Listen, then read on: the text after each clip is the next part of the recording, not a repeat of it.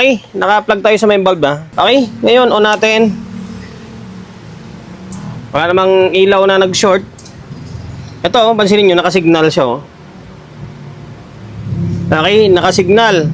Ngayon, kapag nagka-signal yan, clip or protect, kadalasan dyan, bumitaw yung isang fuse. Live fit na 1000.2.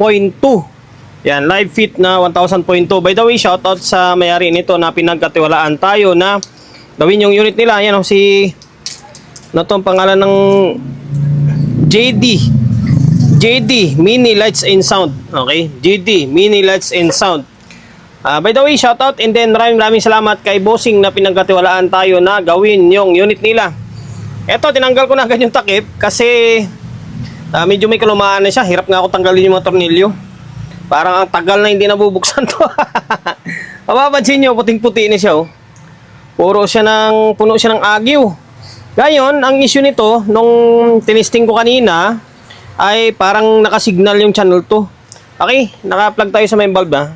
Yan, lagi ko sinasabi sa inyo na ugaliin gumamit ng bulb para in case na may problema, hindi siya basta-basta lalala. Okay, ngayon on natin. Wala namang ilaw na nag-short. Ito, pansinin nyo, nakasignal siya oh. Okay, nakasignal. Ngayon, kapag nagkasignal yan, ilang beses ko na sinabi to sa mga vlog natin eh. Kapag nakasignal yung isang amplifier, signal, clip or protect, kadalasan dyan, bumitaw yung isang fuse. Kadalasan sa gitong senaryo, bumigay yung isang fuse. Okay, buo yung isa ay bumigay. Okay, kaya anong nangyari, may pumapasok na voltage sa isang side, sa positive, either sa negative. Okay, kaya nagsisignal siya. Kasi abnormal na yung supply niya. Okay, sana yun yung nagiging problema niya. Although dito sa may channel 1, nagnormal siya, pero hindi pa tayo ganun kasigurado. Para malaman natin, siyempre, magsukat tayo ng biasing. Tingnan natin kung may bias siya. Okay? O natin ulit. Mamaya na natin linisan to kapag nag-troubleshoot na tayo. Dito, tingnan natin. Parang walang bias. Wala oh. Walang bias. Matagal na stock to. Walang bias eh. Dito. Ito, wala rin oh. Okay. Okay, binaon ko na. Wala talaga siya. Kaya double check natin. Baka mamaya tester natin may problema. Okay, golds ng tester oh. Gumagana eh. Okay, balik natin. Tapos, sabay tusok ulit. Wala talaga. Ibig sabihin, dalawang channel para may problema nito. Okay. Pero dito, nag-normal siya, oh. Baka mamaya, bumigay naman yung dalawang fuse niyan. Eto, wali. Yan. Ngayon, ito yung mission natin for today's video. Sana, madali natin. And then, bago natin simulan to, siyempre, magpo-promote muna tayo kagad ng channel natin. Sa mga hindi pa nakapag-subscribe, paki-subscribe naman ng YouTube channel natin ha. Pinutin mo yung bell button dyan sa gilid, select mo yung all. Yan, kapag napindot mo na yan, manonotified ka kapag meron tayong bagong upload na video. Nag-upload tayo ng video isang beses, dalawang beses kada araw. And then yung mga ina-upload natin, mostly power amplifier. Kasi nga, puro power amplifier mapasok dito sa may shop natin. Okay, ngayon ang gagawin natin, ito, kalasin na natin to. Ano ba bang inantay natin? Nakalas na natin yung board ng channel 1. Okay, yung channel 1, oh. Nakalas na natin to. May problema pala. Bumigay fuse nyo. Sibak yung fuse nyo. Sibak yung fuse. Okay. Dito parang buo naman. Ibig sabihin, literal na dead pala ito. Okay. Ngayon, kuha natin. Tawag nito. I-check natin yung fast recovery diode niya. Pero dito palang kita naman, oh. Ito buo to. Ito open, oh. Busted to eh. Okay. Ngayon dito, naka-reverse tayo. Okay, shorted. Natin tester natin, hindi sumasagad.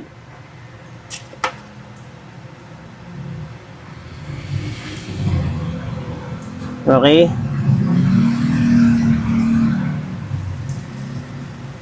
O, ayan. Ngayon, ano natin? Shorted dito. Tapos dito, mukhang walang short dito. Sana walang sira dito. Pero dito, sure bull. Merong shorted na output. Tapos dito sa may MOSFET, okay, mukhang wala namang short. Okay, mukhang wala naman. Sana nga, wala. Dito sa kabila, okay, mukhang wala rin. Ito, shorted dito isa. Short dito isa. Ito to, shorted to. Isang MOSFET. Kung saan yung side na hindi pumutok yung fuse, yun pa yung may shorted. Dito yung bumigay yung fuse, may short, wala pang shorted yung MOSFET. Pero may shorted naman siya na output. Okay? Ngayon, gagawin mo dyan, iangat mo lang ito. Angat mo lang ito mga bloke. No need na kalasin yung board. Iangat mo lang ito mga bloke. Angat mo lang yan. Tapos, machichik mo na yan pa isa-isa yung power transistor. Okay? Machichik mo na yan pa isa-isa. Tapos, kalasin natin itong MOSFET na isa. Okay? Kinalas ko na yung output na sira dito. Yan, kita nyo, inangat ko lang itong mga bloke. Oh. Yan. Tapos, yung dito, yung MOSFET na sira, tinanggal na rin natin. Okay? Ngayon, para malaman mo kung goods na or may shorted pa rin, siyempre, itesterin mo. Okay, testerin natin. Yung fast recovery diode pa rin. Lagi nyo tandaan yan. Okay, yan yung pinaka-basic eh. Okay, pansinin nyo, wala na siyang shorted oh. Okay, dito. Oh, wala na oh. Okay? Ngayon, ito, papalitan natin ng fuse to. Tapos, palitan natin ng output. Tapos, yung MOSFET. Tapos, yan na. Pwede natin matitesting yan. Na-check ko naman na dito, parang wala na may ibang problema. Wala namang sira na pyesa rito. Pati dito sa may stepper. Mamaya, malaman natin sa stepper yan. Yung stepper, kung may problema or wala. Kapag napa-audio natin. Okay? Napalitan ko na yung isang output ito. Isang output na to. Tapos yung MOSFET nandun sa ilalim. Ay, salpak ko na. Nagmamadali ako kasi gabi na rin. Yan, 0302 ito. Kaya mahaba yung paa niya. Oh. Andun sa ilalim yung MOSFET na 59N30. Yan, sa mga nagtatanong kung ano yung value ng tulad dito. Nakaskas to, di ba? Oh? Kaskas yan. 59N30 ang nakalagay dyan. Ngayon, tingnan natin kung magiging normal ito. Saka natin pasadaan itong isang side. Okay? Ngayon, sinin nyo ha. Okay, nag-protect. Oh, nag-normal ito. Kabila, oh, naka-signal pa rin.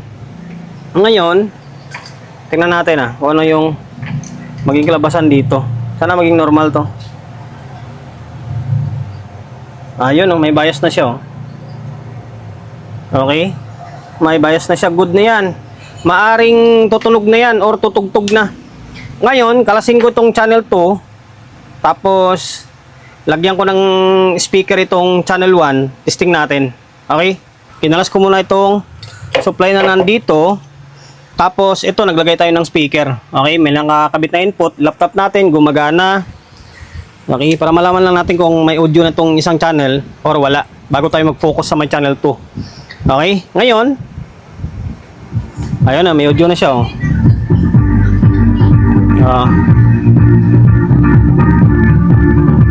Okay, goods na yan. Makapirate pa tayo dyan.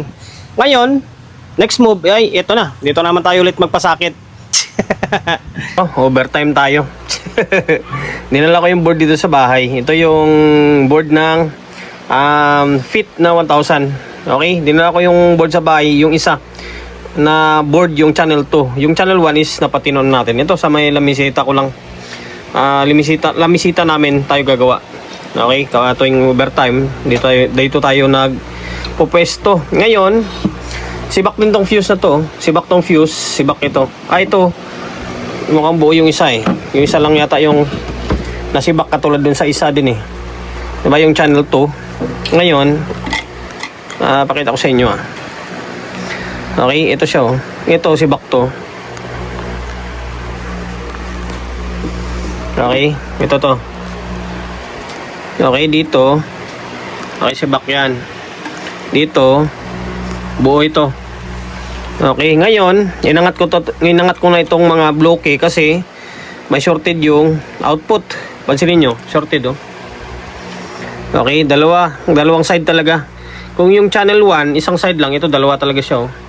Tapos, ang masama pa, yung MOSFET, mukhang 3 yung nadali. Dito, okay, sibak yan. Tapos ito, maaring buo ito. Maaring buo ito or double check ko pa yan. Pero, yung isa, ito talaga, short talaga ito. Ngayon, ito, short din, no? Kasi ito, okay, shorted din. Okay, ayan, dali. Ngayon, ang gagawin natin, i-kuhan ko to. I-check ko to kung ilang piraso yung nadali dito sa may NGW0302 and then dito sa may 0281 naman. Tapos, angat ko tong MOSFET, 3. Okay, tapos double check natin. Kinalas ko na yung mga parts na sira. Okay, itong dalawang MOSFET. Ay, 3 MOSFET pala. Ito siya, 3 MOSFET na to. Tapos 2 output. NGW0302 yan. Tapos 0281. Okay, ito siya. Yan, sa output lang muna tayo nakapokus din sa MOSFET. Yung stepper niyan, malaman na lang natin yan kapag nag-testing na tayo. Okay. Yan, shorted talaga siya, oh. Ayan, shorted. MOSFET yan, ha. Tapos ito, short.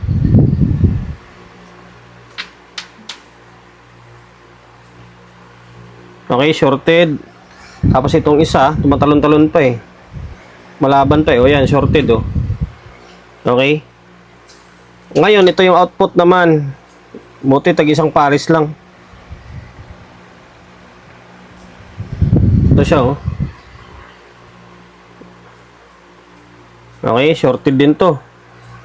Ngayon, itong isa, lumalaban po. May short din, oh. Okay, yan. Yan yung mga sira niya. Dito sa may drive, na-check ko naman, buo naman to. Buo naman yung mga drive niya. Bukas na lang, pag nasa shop na lang, papalitan ko kasi bibili rin ako ng mga pyesa. Naubusan tayo ng MOSFET kasi gamit ito. Dami nating gawa na live. Yung 59N30. Burado to pero 59N30 yung gamit natin dyan. Okay. Tapos yung GW na 03, 02 and then 0281. Dito ulit tayo sa may shop. Ngayon ito na kompleto na natin yung parts niya. Ito NGW 03, 02 0281 pala ito. 0281. Kailangan hindi kayo magkapalit, ha. Tapos dito 0302. Sana yun, ito to. Yan. Okay, tapos ang MOSFET na palitan na natin to. Ano isang MOSFET kanina. Yan, bunot lang ito. Galing sa ibang board ng Live Fit. Okay, bumunot muna tayo. Umorder pa tayo ng pyesa. Order pa tayo, pa-deliver pa yun mamaya. Okay. So, 59N30 yan. Yan, mga burado, di ba? Yung burado, 59N30 yan. Ito. Yan. Okay. Ngayon, pwede natin testing to. Ito pala, nilabas ko na rin ito. Kasi balak ko brasin muna yung casing. Kasi puro puno ng dumi. Okay. Brush sabay balik itong board sabay testing. Sana maging normal na. Naibalik na natin yung dalawang board niya. Okay, medyo malinis-linis na siya, oh. Pero konting compressor pa. Ngayon, tingnan natin kung may problema pa or wala na. Okay, on natin.